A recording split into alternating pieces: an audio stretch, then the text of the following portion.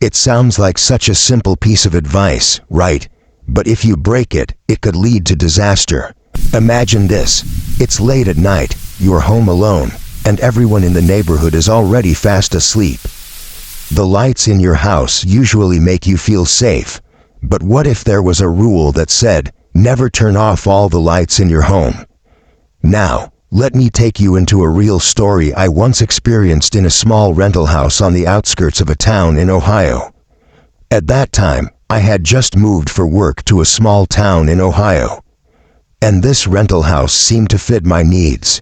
The building was old, the paint on the walls was fading, and in some corners, there were marks from rainwater leaks.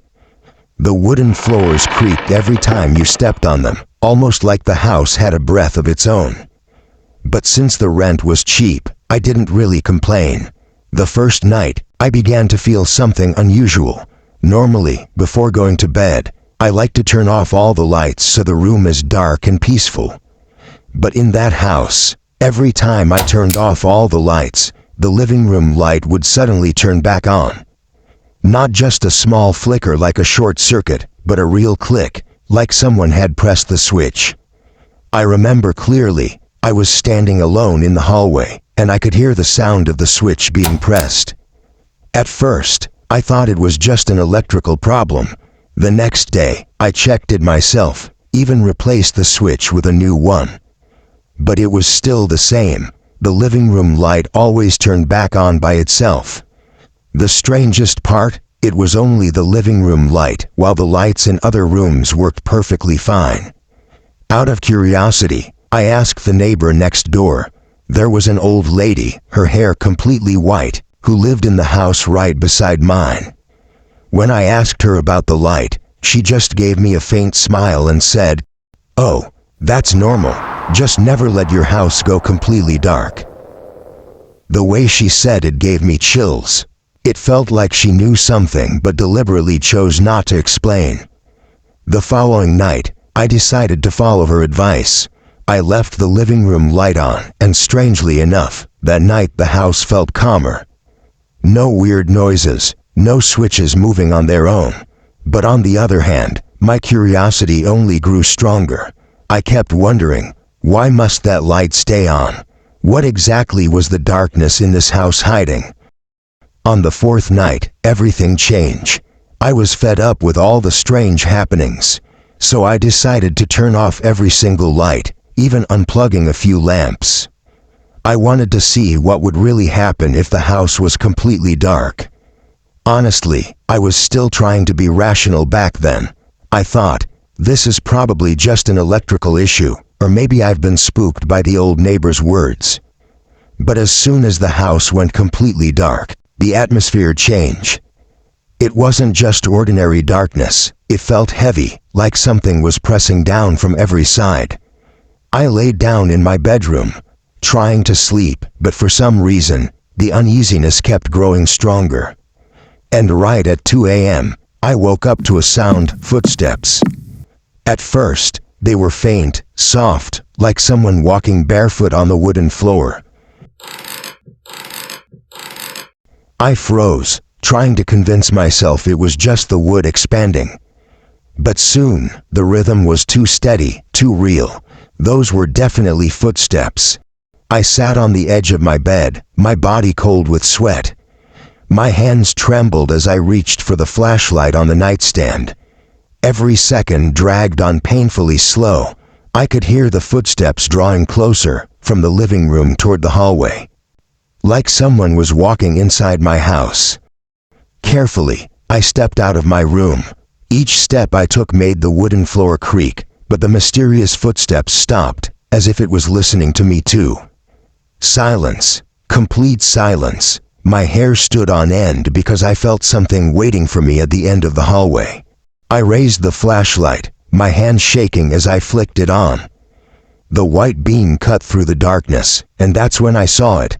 A tall figure standing still in the corner of the living room. Its body wasn't like a normal human. It was dark, dense, like a shadow clinging to the wall. Its eyes were two glowing red dots, like burning embers. I froze. My breath hitched. my chest tight as if something was crushing me from the inside. The figure didn't move, but I could feel its gaze locked onto me. That stare pierced through me, heavy and suffocating. Then suddenly, click, all the lights in the house flicked on at once. The room flooded with brightness, but instead of chasing the shadow away, its form became clearer. I could see its tall, gaunt body, its skin stretched thin over its bones, and its fingers, abnormally long, dangling almost to the floor. And the worst part, the figure began to move, slowly, dragging its feet, each step making the wooden floor creak loudly. The sound was so real, I knew this wasn't just in my head. It was moving straight toward me, its glowing red eyes locked on mine, unblinking, cutting through the brightness of the room. I panicked. My hands trembled so much I almost dropped the flashlight. I stepped back slowly, but my body felt stiff, almost paralyzed. When only a few steps separated us, my fear exploded. I turned and ran as fast as I could toward the front door. I crashed into a chair in the hallway, making a loud noise. But I didn't care. All I knew was that I had to get out of that house before that thing actually touched me. Behind me, I could still hear the floor creaking, faster and faster, as if it was chasing me. After the door slammed shut, I collapsed in the yard, my body weak. My breath was ragged, cold sweat drenched my back, and my heart pounded like it was about to burst out of my chest. I could still hear the echo of those heavy footsteps inside, though they slowly faded until only silence remained. I sat on the porch for a long time, too afraid to go back inside. The neighbor's clock showed 3 a.m., and I knew that night I'd have to survive outside. So I got into my car, locked the doors tight, and turned on the cabin light. I thought that little glow would make me feel safer, but the truth was the opposite. It made me feel like he could easily find me if he really wanted to come out. A few times I almost dozed off, but the sound of creak from the porch kept waking me. It felt like someone was walking slowly outside the house, sometimes stopping right in front of my car window. I held my breath, staring straight ahead, afraid that if I turned my head, I'd see those red eyes staring back at me through the glass. The night felt endless, every minute dragging on like a full hour of pure tension. When the sun finally rose, the house looked normal again. The daylight pushed away the fear, at least on the surface. I gathered my courage and went back inside, and that's when the unease started to sink in. Everything in the house was back in order. The chair I had knocked over was standing neatly in its place. The wooden floor was clean, as if nothing had ever walked on it. Even the front door, which had felt jammed like something was holding it shut from inside, now opened and closed effortlessly. But one thing made my blood run cold again. The living room light was still on. I walked closer, and sure enough, the switch was in the off position. I flipped it, the light went out, but the moment I turned away, the lamp flickered back on by itself. I stepped outside and went to the old woman next door, hoping for answers. She listened to my story from beginning to end without interrupting once.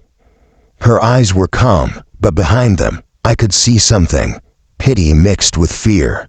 "I told you," she said softly, "never let your house go completely dark. That light isn't just for seeing, it's a barrier." I was still confused. "A barrier? You mean he's trapped inside the house?" I asked, my voice trembling. The old woman gave a faint smile and shook her head. "Not just inside the house. If the house goes completely dark, he can move freely. He can get out, wander, follow the last light he saw." I froze, goosebumps crawling across my skin. My memory flashed back to the small flashlight I held last night. I rushed to grab it from the car.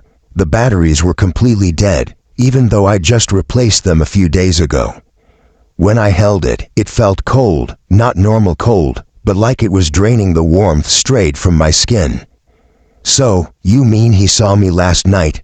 I asked, my voice shaking. The old woman stared at me for a long time before answering. "He saw you. You're still alive only because you managed to get out before the light went out completely. But now he knows your face, and if one day you slip, if one day you let all the lights go out, he will come for you. Not just in this house, but wherever you are." Her words made my throat tighten. I looked at the house one more time. From the outside, it looked calm, as if it never held any dark secrets. But I knew, deep down, something inside was still waiting. Since that night, I've never let my home go completely dark again. I always keep at least one small light on, even when I sleep. Sometimes I think it's just paranoia, but every time I'm tempted to turn them all off, I remember those red eyes, that raspy whisper, and the footsteps behind me. And to be honest, sometimes I wonder if all of this only happened in that house. Then why have I heard the faint creak of floorboards in my new apartment at midnight, when I live on the second floor with nothing but concrete beneath me?